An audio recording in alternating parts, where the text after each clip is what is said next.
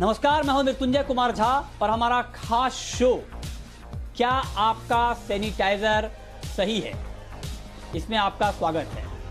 और आज हम एक बेहद गंभीर मुद्दे पर चर्चा करने जा रहे हैं। और आपको ये लग रहा होगा कि सैनिटाइजर तो कोरोना की शुरुआत में ही सबको बताया गया था कि आपको इस्तेमाल करना है, लेकिन 5 महीने के बाद हम आपको एक बार फिर से क्यों बता रहे हैं? हम आपको ये इसलिए बता रहे हैं क्योंकि एक बड़ा सर्वे हुआ है और उस बड़े सर्वे में बड़ा खुलासा ये हुआ है। मुंबई के कुछ इलाकों में ये सर्वे हुआ है और जहां पर ये बात पाई गई है कि 50%, जी हां, आप बिल्कुल ठीक सुन रहे हैं, मुंबई, ठाणे और नवी मुंबई में ये सर्वे किया गया है जिसमें 50% सैनिटाइजर को नकली पाया गया है। और ये बात यहीं खत्म नहीं होती है। ये सैनिटाइजर सिर्फ नकली नहीं है, बल्कि ये आपकी सेहत को ज्यादा नुकसान पहुंचा सकता है। इसी पर हम करेंगे चर्चा, लेकिन उससे पहले देखिए ये खास रिपोर्ट।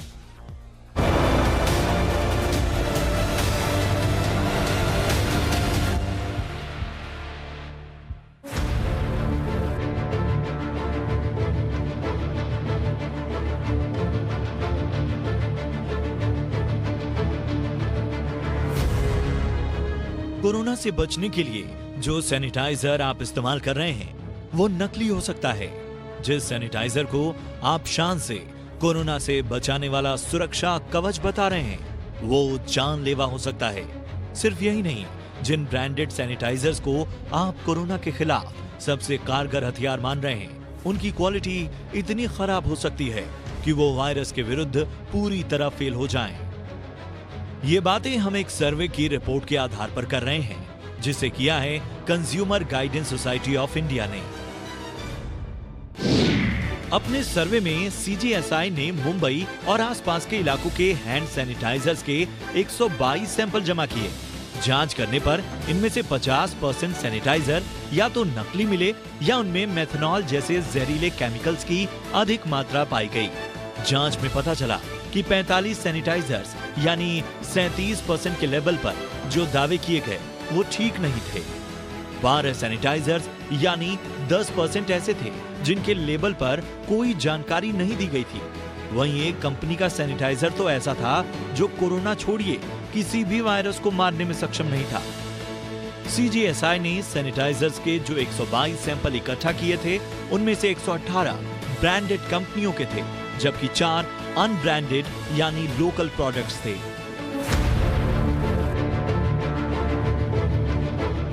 अब आप सोच रहे होंगे कि ये सर्वे तो मुंबई का है, दूसरे शहरों के लोगों का क्या मतलब? तो बता दें कि यहाँ जिन 118 ब्रांडेड कंपनियों के सैनिटाइजर्स का जिक्र है उनकी पहुंच देश के हर घर, हर शहर, हर कस्बे और हर गांव तक है। ऐसे में अगर इस जांच को आधार मान लिया जाए तो कह सकते हैं कि देश में बिकने वाले आधे सैनिटाइजर्स या तो मिलावटी हैं या वो कोरोना वायरस से लड़ने में सक्षम ही नहीं हैं। सीजीएसआई के सैनिटाइजर्स पर सर्वे में एक और खतरनाक बात पता चली है और वो ये कि सर्वे में शामिल 5 सैनिटाइजर्स में मेथनॉल जैसा जहरीला केमिकल मौजूद था जिसका इस्तेमाल बेहद खतरनाक हो सकता है। जिन सैंपल्स में ये केमिकल पाया गया उन्हें बनाने वाली कंपनियों ने अपने प्रोडक्ट में 70 से 95% तक इथेनॉल यानी अल्कोहल के इस्तेमाल का दावा किया था, लेकिन इनमें अल्कोहल की जगह 18 से 65% तक मेथनॉल की मात्रा पाई गई और मेथनॉल से बना सैनिटाइजर जानलेवा हो सकता है।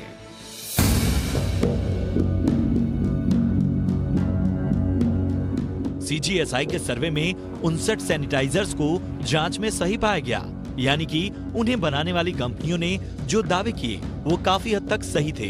इनमें से कुछ प्रमुख नाम हैं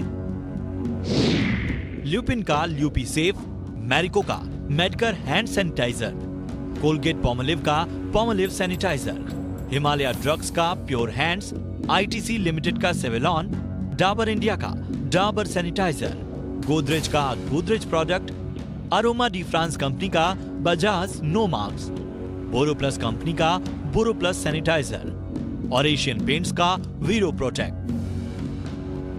भले ही ये सर्वे सैनिटाइजर की गुणवत्ता को लेकर किया गया है, लेकिन सीजीएसआई ने अपनी रिपोर्ट में 20 सेकंड तक साबुन से हाथ धोने को कोरोना के खिलाफ सबसे सुरक्षित माना है।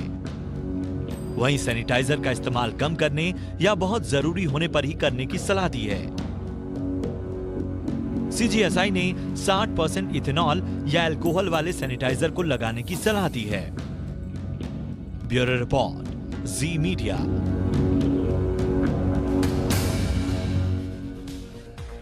तो आपने देखी ये रिपोर्ट अपने आप में एक बड़ा खुलासा है, बड़ा पर्दाफाश है नकली सैनिटाइजर का। तो अब सवाल ये है कि हमें आपको अब क्या अलर्टनेस दिखानी चाहिए अगली बार जब आप सैनिटाइजर खरीदने जाएं या फिर उसका इस्तेमाल करें, तो आपको क्या सावधानी बरतनी चाहिए और आप कैसे पकड़ सकते हैं कि जो सैनिटाइजर आपने लिया है, खरीदा है, वो असली भी है या नकली है। तो इन्हीं तमाम मुद्दों को समझाने के लिए आज हम ये चर्चा कर रहे हैं और हमारे साथ मेहमानों का एक खास पैनल जुड़ा है। पहले अपने मेहमानों से आपका परिचय करा दें। हमारे साथ हैं डॉक्टर MS कामत, सेक्रेटरी हैं consumer guidance society of India के। इन्होंने ही ये सर्वे किया है और आपको बता दें कि कंज्यूमर गाइडेंस सोसाइटी देश की सबसे पुरानी कंज्यूमर बॉडी है। इसके अलावा हमारे साथ हैं अभय कुमार, प्रेसिडेंट हैं इंडियन फार्मासिस्ट एसोसिएशन के, और साथ ही हमारे साथ डॉक्टर स्वाति माहेश्वरी हैं, सीनियर फिजिशियन हैं। आप तीनों मेहमानों का बहुत बहुत स्वागत है इस खास चर्चा में।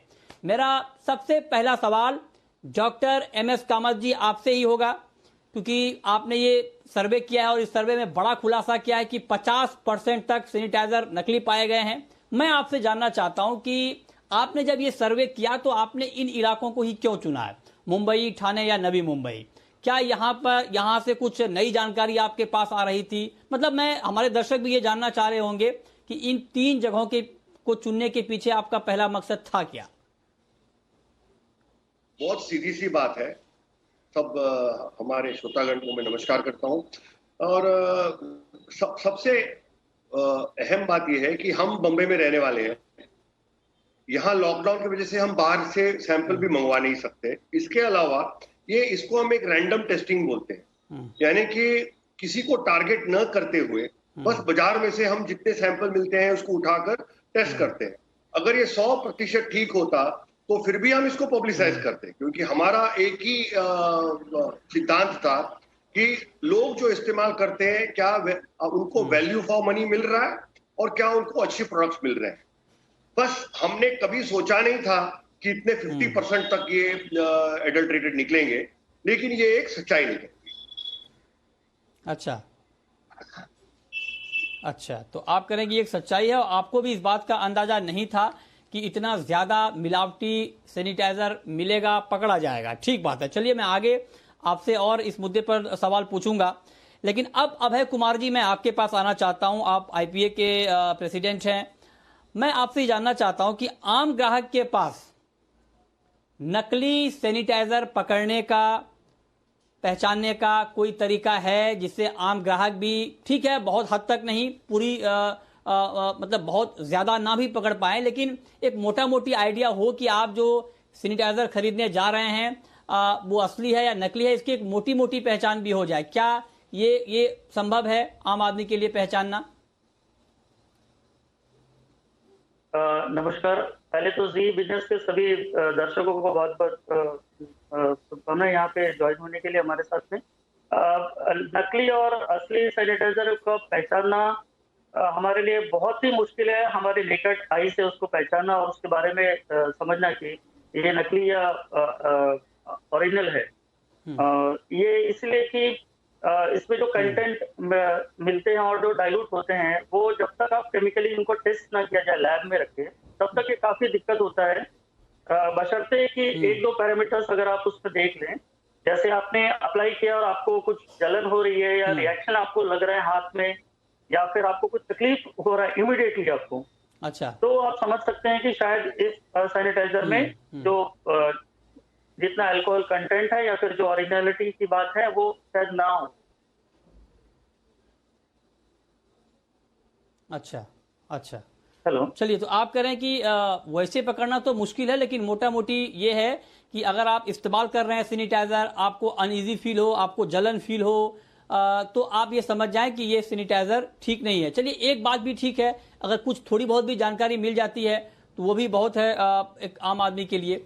अब मैम, मैं आपके पास आता हूँ, डॉक्टर स्वाति माहेश्वरी जी। मान लीजिए अगर कोई गलती से जो, क्योंकि अभी सर्वे हुआ है कि 50% अगर नकली पाया जा रहा है सैनिटाइजर, तो आप और हम उससे बच नहीं सकते। तो मान लीजिए अगर कोई नकली सैनिटाइजर इस्तेमाल कर लेता है गलती से, बिना जाने बिना पहचाने, तो इसके क्या क्या खतरे हो सकते हैं? देखिए, बहुत सारे खतरे हैं मृत्युंजय जी। यहाँ पर अगर हम इस तरह का कोई सैनिटाइज़र इस्तेमाल करते हैं जिसमें मिलावट हुई हुई है, सबसे पहले हमारे लिए ये समझना ज़रूरी है कि जो कोरोना वायरस होता है उसके बाहर पे एक लिपिड और प्रोटीन की लेयर होती है, और इस लेयर को तोड़ने के लिए, इसको भेदने के लिए हमारे पास दो ही तरीके हैं। या तो हम साबुन का इस्तेमाल करें या हम सैनिटाइज़र का इस्तेमाल करें, और सैनिटाइज़र भी ऐसा जिसमें लगभग 60% एल्कोहल होना चाहिए। 60 से 95% तक एल्कोहल अगर सैनिटाइज़र में है तो वो कोरोना वायरस को भेदने में सक्षम होगा, और तभी वो हमको कोरोना वायरस से सुरक्षित रख सकेगा। जब हम सैनिटाइज़र को देखते हैं तो सैनिटाइज़र में पानी होता है, अल्कोहल होता है, कुछ इमोलिएंट्स होते हैं जिससे कि अल्कोहल की ड्राइनेस ना हो, और पॉलीहाइड्रेट्स करके कुछ कंपाउंड्स होते हैं। अब इसमें ज़्यादातर जो सबसे महंगा कंपाउंड है इसमें वो है अल्कोहल, और वो भी एथेनॉल, जिसके लिए पहली बात एक तो आपको लाइसेंस चाहिए होता है जब आपको इसका इस्तेमाल करना होता है, और ये एक्सपेंसिव भी होता है। तो इस वजह से बहुत सारी कंपनियां अपना पैसा बचाने के लिए, लाइसेंस ना लेना पड़े, इन सब चीज़ों के लिए और मुनाफा कमाने के लिए भी एक सस्ते मिथनॉल को इस्तेमाल करने लगते हैं, जो कि एक ऐसा प्रोडक्ट है जो कि विषैला होता है। अब अगर हम इस तरह का सैनिटाइज़र लगाते हैं जिसमें कि मिथनॉल है या उसमें अनुपात में चीज़ें नहीं हैं जिस अनुपात में होनी चाहिए, तो उसकी वजह से कई सारी दिक्कतें हमें हो सकती हैं। ख़ास तौर से अगर मिथनॉल की बात करें हम, तो इसकी वजह से सर दर्द हो सकता है आपको लगाने की वजह से। केवल मैं हाथों में लगाने से ही बता रही हूँ क्योंकि ये यहाँ से ही हमारे शरीर में एब्जॉर्ब हो जाता है। तो सर दर्द हो सकता है, लोगों को गफलत सी महसूस हो सकती है, चक्कर सा आ सकता है, उल्टी जैसा लग सकता है, और यहाँ तक देखा गया है कि लोगों की आँखों की रोशनी तक इसकी वजह से जा सकती है, जो कि परमानेंट डैमेज भी हो सकता है, यानी कि हमेशा के लिए जा सकती है।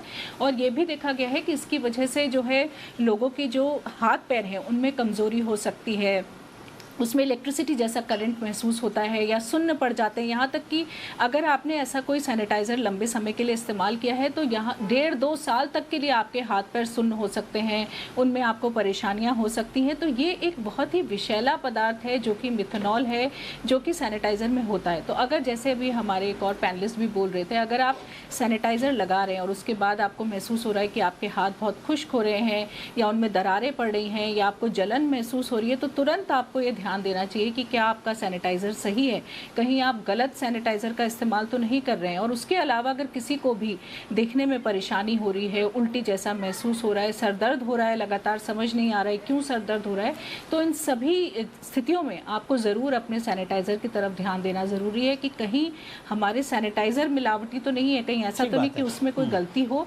और जब भी आप सैनिटाइज़र खरीदें तो ज़रूर ये देखें कि उस पर एक्सपायरी डेट हो, मैन्युफैक्चर डेट हो, उस पर लेबल हो, उस पर मेंशन हो कि क्या क्या इंग्रेडिएंट्स उसके अंदर हैं। हाँ, तो आपने ये बहुत बड़ी बात कही है कि इसके खतरे क्या क्या हैं। खतरे बहुत ज़्यादा हैं, आपकी आँख की रोशनी जा सकती है, किडनी तक इफेक्ट हो सकता है, सर दर्द हो सकता है, और ये लंबे समय तक भी आपको परेशान कर सकता है। इसलिए आपको बहुत ही सावधानी से सैनिटाइजर का इस्तेमाल करना है। लेकिन अब सवाल ये है कि जब इतने बड़े पैमाने पर नकली सैनिटाइजर बन रहा है, बिक रहा है, तो एक आम कंज्यूमर के लिए पकड़ना परखना बहुत मुश्किल हो जाता है। और इसीलिए डॉक्टर कामत, मैं आपसे ये पूछना चाहता हूं कि ये नकली सैनिटाइजर ना बने, क्योंकि आप अभी हमने आगे बात की, अभय कुमार ने भी ये कहा कि कंज्यूमर के लिए पकड़ना बहुत आसान नहीं होगा, तो लिहाजा इसका प्रोडक्शन ही ना हो, उत्पादन ही ना हो। इसको लेकर के किस तरह से पहल अभी हो रही है, या आपने जो सर्वे किया और आपकी जो फाइंडिंग है उसके बाद क्या एक्शन हो रहा है कि इस तरह का उत्पादन ही ना हो? देखिए, वो आप कहते हैं कि कंज्यूमर इसको कैसे पकड़े, तो मुझे वो डॉन की एक बहुत बड़ी कहावत आ गई कि ये इसको पकड़ना मुश्किल ही नहीं, नामुमकिन है।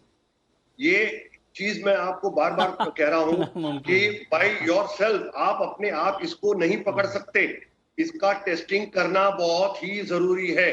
देयर इज नो अल्टरनेटिव, इसके लिए कोई चांस नहीं है। तो टेस्ट करना बहुत ही जरूरी है। अभी रहा सवाल कि जो इसको एडल्ट्रेट करते हैं इनको क्या होना चाहिए। देखिए, ये अभी एपिडेमिक डिसीजेस एक्ट जो है ये बहुत जालिम एक्ट है। अगर गवर्नमेंट में एपिडेमिक डिसीजेस एक्ट के खिलाफ बहुत सारे लोगों के ऊपर एक्शन किया और कह दिया कि भाई आपने ऐसे ऐसे गलत काम करने की वजह से लोगों को रिस्क में एक्सपोज कर दिया, तो मैं समझता हूं ये बहुत बुरा होगा उनके लिए। और एक बड़ी बात ये है कि ये जो फूड और ड्रग्स में जितने भी एडल्ट्रेशन होते हैं ना, इनके केस कई लंबे सालों तक चलते हैं, तो इनको पकड़ना बहुत ही और इनको कन्विक्ट करना बहुत ही मुश्किल है। तो इसलिए prevention is better than cure, ऐसा मैं मानता हूं कि इनको यहाँ रेड्स होने चाहिए इनके सैंपल्स के ऊपर, जैसे हमारी संस्था ने की है और कोई एनजीओ और कई अच्छे लोग। देखो, हर एफडीए के महाराष्ट्र राज्य में हर जिला में एक एफडीए का सीनियर ऑफिसर रहता है। उसका काम ही यही है कि अगर कंप्लेंट आता है तो उसको चेक करना। लोगों को अपने सैनिटाइजर लेके इस एफडीए ऑफिसर का लेना चाहिए। कलेक्टर ऑफिस पे एफडीए डिपार्टमेंट होता है, वहां पर जाके अगर आप कंप्लेंट करोगे और कहोगे कि मुझे डाउट है या मुझे चेक करना है, ठीक है, वो 3-5 रुपए खर्चा होएगा आपका, लेकिन ये टेस्टिंग जैसे कोरोना के लिए भी कहते हैं कि except for testing there is no alternative, hand sanitisers के लिए भी except for testing there is no alternative. अब अभय कुमार जी, मैं आपसे जानना चाहता हूं कि अब ये कैसे पकड़ा जाए कि अब इसको लेकर भी कंफ्यूजन है कि 50% एल्कोहल वाला सैनिटाइजर अच्छा है या 60% एल्कोहल वाला सैनिटाइजर अच्छा है या 80% वाला अच्छा है। तो आप बताएं कि सैनिटाइजर में एल्कोहल की मात्रा कितनी होनी चाहिए जो स्वास्थ्य के लिए भी ठीक हो और कोरोना वायरस को मार भी पाए। पहले तो मैं कामत जी के बात को आगे लेके जाना चाहूंगा, उसके बाद पहले मैं बता देता हूँ आपको कि इसमें अल्कोहल की मात्रा जो है वो 70% से 95% के बीच में होनी चाहिए, जो कि WHO द्वारा निर्धारित मात्रा है। ठीक है। और ये इस मात्रा में आपका जो वायरस है, कोरोना वायरस है, वो 70 से 95% अल्कोहल, इथाइल अल्कोहल होना चाहिए। देखिए, अल्कोहल में हम भ्रमित हो जाते हैं, मिथाइल अल्कोहल और इथाइल अल्कोहल। तो मेथनॉल जो है वो हमें यूज, जो सैनिटाइजर मेथनॉल यूज है उसको नहीं यूज करना है, ताकि एक्चुअली में और एथेनॉल बेस्ड जो सैनिटाइजर है उसे ही हमें यूज करना है। और इसका जो मात्रा है, परसेंटेज है, वो 70 से 95% होना चाहिए। मैं कामत जी के बात को मैं आगे बढ़ाना चाहता हूँ कि इनका एकमात्र विकल्प जो नकली सैनिटाइजर का है वो है इसकी टेस्टिंग होनी। और भारत में टेस्ट करने के लिए अगर आपको कोई अथॉरिटी है तो वो ड्रग कंट्रोल डिपार्टमेंट है, जो कि इनको सैंपल को कलेक्शन करेगी और सैंपल को ये सीडीएस को भेजेगी जहाँ पे इनका टेस्टिंग होगा। तो मुझे दुख के साथ ये बताना पड़ रहा है कि भारत के कई राज्यों में ड्रग कंट्रोल डिपार्टमेंट आज भी अच्छी तरह से कार्यरत नहीं है और उनके पास सफिशिएंट स्टाफ नहीं है, सफिशिएंट ऑफिसर्स एम्प्लॉयड नहीं है जहाँ पे, जिसकी वजह से सैंपलिंग जो हम मार्केट से जाके जो सैंपल्स है जो लेते हैं, इनका जो सैंपल लेना होता है वो नहीं कर पा रहे हैं। जैसे मुंबई में कामत जी के जो एनजीओ ने जाके वहां पे किया और बाकी यूपी वगैरह में भी वहां पे उन्होंने पकड़ा, क्योंकि वहां पे ड्रग कंट्रोल डिपार्टमेंट अच्छी तरह से काम कर रही है। पर बाकी जो स्टेट्स है जहाँ पे ड्रग कंट्रोल डिपार्टमेंट उतने एनफोर्स नहीं है, वहाँ पे उनका गठन अच्छी तरह से नहीं हुआ है, वहाँ पे काफी दिक्कत है। जाके उनको जाके चेकआउट करें, उनका सैंपलिंग करें, उनका टेस्ट उस मोर्चे पर काम करने की जरूरत है, ये बात तो ठीक है, बिल्कुल। हाँ, आप कह रहे हैं कि ड्रग कंट्रोल डिपार्टमेंट जो राज्यों के हैं उसको बहुत ज्यादा एक्टिव होना पड़ेगा और तभी हम नकली सैनिटाइजर के उत्पादन पर रोक लगा पाएंगे। चलिए, ये तो बात हो गई। अब स्वाति मैम, मैं आपसे एक चीज पूछना चाहता हूं कि सैनिटाइजर का, ठीक है, नकली असली, अगर नकली आप इस्तेमाल करेंगे तो वो तो नुकसान करेगा ही, लेकिन क्या असली सैनिटाइजर भी ज्यादा इस्तेमाल करने से नुकसान होता है? और दूसरा मैं ये इसमें जोड़ना चाहता हूं कि अगर मान लीजिए आप घर में हैं, आपके पास हाथ धोने का विकल्प भी है और सैनिटाइजर भी है, तो क्या हाथ धोना ज्यादा बेटर है कंपेयर टू सैनिटाइजर का इस्तेमाल करना? मेरे ख्याल से दोनों ही प्रश्न बहुत अच्छे प्रश्न हैं आपके। पहली बात यह है कि अगर आपके पास हाथ धोने की सुविधा है साबुन से तो ज़रूर उसको प्रेफर करिए सैनिटाइज़र के ऊपर, क्योंकि साबुन का जो कीटाणुओं पे असर होता है उसका दायरा एल्कोहल बेस्ड सैनिटाइज़र से कहीं ज़्यादा है। अगर बात करें तो और तरह के नॉरवायरस होते हैं, क्लोस्ट्रीडियम बैक्टीरियाज वगैरह होते हैं जिन पर कि साबुन का असर होता है लेकिन अल्कोहल उन पर असर नहीं डाल सकता। तो साबुन एक ऐसी चीज़ है जो कि काफ़ी सारे बैक्टीरिया और वायरसेस पर असर डालता है, और यहाँ तक कि HIV, हेपेटाइटिस ऐसे खतरनाक वायरसेस को भी साबुन मारने में सक्षम है। तो ये साबुन को जब भी आपके पास विकल्प है कि आप साबुन से हाथ धो सकें तो ज़रूर, और ध्यान रखिए उस वक्त कि 20 सेकंड अच्छे से साबुन अपने हाथ के आगे पीछे नाखून के नीचे सब जगह लगा करके अगर आप धोते हैं तो आपके हाथ बिल्कुल सुरक्षित हो जाते हैं।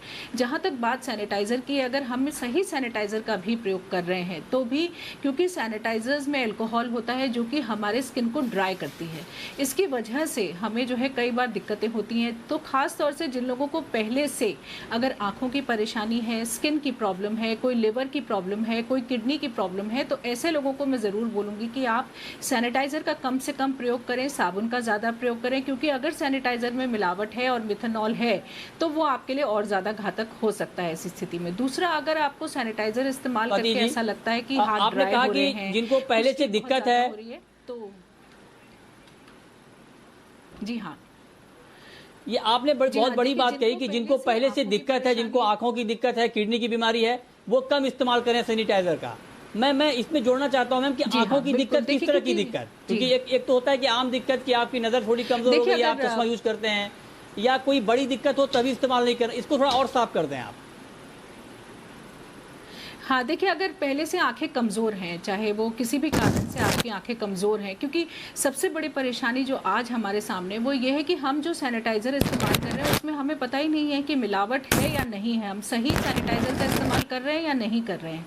ऐसी स्थिति में क्योंकि अगर मिथेनॉल होगा तो वो हमारे आँखों की रोशनी के लिए घातक है और आँखों पर बहुत बुरा असर डालता है। तो पहले से अगर आँखें कमज़ोर होंगी और आप ऐसे सैनिटाइज़र का प्रयोग कर रहे हैं जिसमें मिथेनॉल है, तो वो आपके लिए और भी दोधारी तलवार की तरह है और भी ज्यादा नुकसान आपको दे सकता है। तो अगर आंखों में कमजोरियां हैं, आपकी कोई आंखों की बीमारी है, इलाज चल रहा है आपका, या स्किन की प्रॉब्लम्स है पहले से, तो ऐसी स्थिति में जरूर साबुन को प्रेफरेंस दें। ओके जी। उसके अलावा एक ये आपने बहुत बड़ी बात कही और ये जानना समझना दर्शकों के लिए बहुत जरूरी है। अगर आपको पहले से कोई दिक्कत है स्किन की, आंखों की, तो आप सैनिटाइजर का इस्तेमाल कम करें, हाथ धोएं ज्यादा, ये आपके लिए फायदेमंद होगा। एक महत्वपूर्ण सवाल डॉक्टर कामत मैं आपसे पूछना चाहता हूं, क्योंकि आपने ये बड़ा सर्वे किया, बड़ा खुलासा किया और तभी हम ये शो कर रहे हैं, तो जिन कंपनियों को आपने पकड़ा कि जो नकली सैनिटाइजर बना रहे हैं, इनकी पहुंच कहां तक है? क्या इनकी पहुंच इन्हीं इलाकों तक सीमित है, मुंबई, ठाणे, नवी मुंबई, या इनकी पहुंच ज्यादा जगहों तक है? क्योंकि अगर ज्यादा जगह पे ये सैनिटाइजर बन रहे हैं तो ये ज्यादा खतरनाक है। आप सही फरमा रहे हैं। देखिए, सबसे बड़ी बात यह है कि बॉम्बे जैसे शहर में जहां जितनी जागरूकता है, अगर यहाँ इतना अगर मिलावट है, तो मैं इसीलिए डरता हूं कि भाई अब छोटे छोटे गांव में और बाकी छोटे शहरों में क्या होता होगा। ये पहली बात हुई। दूसरी बात ये है कि ये जो हमने पकड़ा है ये सिर्फ एक सैंपल है। तो आपने जो कहा वो बिल्कुल सही कहा आपने कि इनकी पहुंच कहां तक है। इनकी पहुंच सब जगह है। अभी क्या हुआ, जब सैनिटाइजर शॉर्टेज में आ गया तो गवर्नमेंट ने सबको कहा कि आप सैनिटाइजर बनाओ, ऑनलाइन लाइसेंस दे दिया सबको। तो इसमें बहुत सारे लोग जो इसके काबिल थे, नहीं काबिल थे, मेरे ख्याल से इन्होंने भी ये सब लाइसेंस लेकर इसकी प्रोडक्शन की है। अभी हमने जो FDA को दिया है, इसमें इससे ये जांच भी हो रहा है कि क्या जो उनके ऊपर नंबर लिखा रहता है लाइसेंस का, क्या वो लाइसेंस का नंबर सच है। वहां से वो जांच शुरू होने वाली है। क्योंकि ऐसा हो सकता है कि एक आदमी जो चाहे अपने लाइसेंस नंबर लिख दे और लोगों को लगेगा कि लाइसेंस प्रोडक्ट है, तो ये नहीं होना चाहिए। और ठीक बात है। लास्ट बात सबसे बड़ी मैं कह रहा हूं, बिल्कुल आपने ठीक कही, टेस्टिंग करना है तो हम उनको मदद कर सकते हैं। हमारी कंज्यूमर गाइडेंस की एक हेल्पलाइन है जो राज्य सरकार की हेल्पलाइन हम चलाते हैं। अच्छा, उसके ऊपर अगर वो हमको टेलीफोन करेंगे, नंबर है 1800222262। अगर 1822-2262, अच्छा, इस नंबर पे वो फोन करेंगे तो आप हमको गाइड करेंगे कि पैसा कैसा करना है। और अगर चाहे तो हम भी उनको टेस्ट करके देंगे, लेकिन जो थोड़ा खर्चा होगा वो उनको झेलना पड़ेगा। हाँ, तो अगर कोई टेस्टिंग कहीं पर करना चाहे तो आपकी मदद ले सकते हैं, ये आपने नई जानकारी दे दी। आखिरी सवाल अभय कुमार जी मैं आपसे पूछना चाहता हूं कि क्या सैनिटाइजर में भी भेद होता है क्या? मतलब मैं ये पूछना चाह रहा हूं कि जो स्प्रे वाला सैनिटाइजर होता है या जो विदाउट स्प्रे वाला होता है, इस दोनों के बीच भी कोई फर्क होता है क्या, अच्छे बुरे का? देखिए, आज के मार्केट में 3 तरह के सैनिटाइजर उपलब्ध है। एक जेल बेस्ड सैनिटाइजर है, एक स्प्रे सैनिटाइजर है और एक जो नॉर्मल लिक्विड सैनिटाइजर जो पहले से मार्केट में आती थी वो है। अब ये फैशन हो गया है हमारे बीच में और हमारे लिए जरूरी भी हो गया है कि हम सैनिटाइजर को कैरी करें। और गुणवत्ता के ऊपर में देखा जाए तो तीनों का गुणवत्ता, अगर उसमें एथेनॉल की कंटेंट जो 70% एंड अबव 90%, 70 to 95% के बीच में अगर है, तो वो तीनों तरह का सैनिटाइजर, चाहे वो किसी भी फॉर्म में हो, जेल बेस्ड में हो, लिक्विड में हो या फिर आपके स्प्रे फॉर्म में हो, वो उतना ही बराबर इफेक्टिव रहता है जितना कि नॉर्मली होना चाहिए उसे। और इसमें ये हमारे बीच में इस बात को लेके एक दुविधा रहती है कि ये अच्छे और बुरे सैनिटाइजर हम कैसे उसको करें। तो मैं दोबारा लास्ट में खत्म करने से पहले बताना चाहूंगा कि जैसे अभी हमारे सर ने बताया कि हम इनके सैनिटाइजर खरीदते वक्त हम बाकायदा ये मैन्युफैक्चरिंग लाइसेंस नंबर जरूर देखें सैनिटाइजर के पीछे कि ओरिजिनल है तो वो जरूर उसमें मेंशन करे होंगे कि उसका सैनिटाइजर जो ड्रग मैन्युफैक्चरिंग लाइसेंस नंबर है।